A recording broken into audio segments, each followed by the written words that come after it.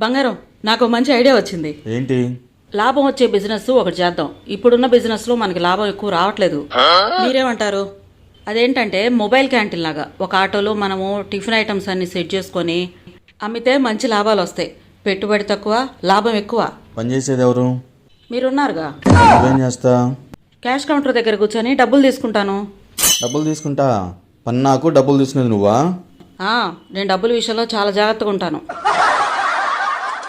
అది వద్దులే కానీ ఇంకేమైనా ఉంటే చెప్పు. ఇంకో ఐడియా వచ్చింది. కార్ఖానా స్నాక్స్ అన్ని వెరైటీస్ పెట్టామనుకోండి, అవి మంచి లాభాలు వస్తాయి. ఫుడ్ ఐటమ్స్ అంటే అన్ని లాభాలే. అవన్నీ చేసేది ఎవరు? మీరున్నారుగా. పొయ్యి దగ్గర కూర్చొని మీరు బూందీ, చక్రాలు, చెకోడీలు అన్ని చేయండి. నువ్వేం మంచి చేస్తావు? లాభాలు వస్తాయి.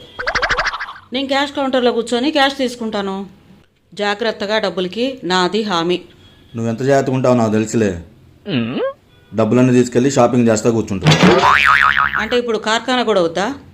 వద్దు. ఇంకో ఐడియా.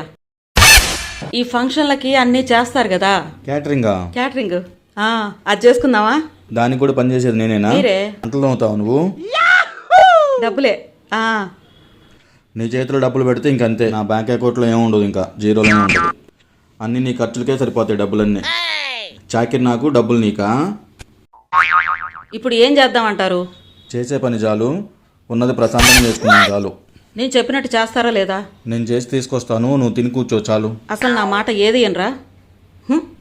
నువ్వు ప్రశాంతంగా నన్ను ఉంచితే చాలు. ఏ చెప్పినా ఎనరు. ఏ మనిషి అయిందో ఎప్పుడు అంతే.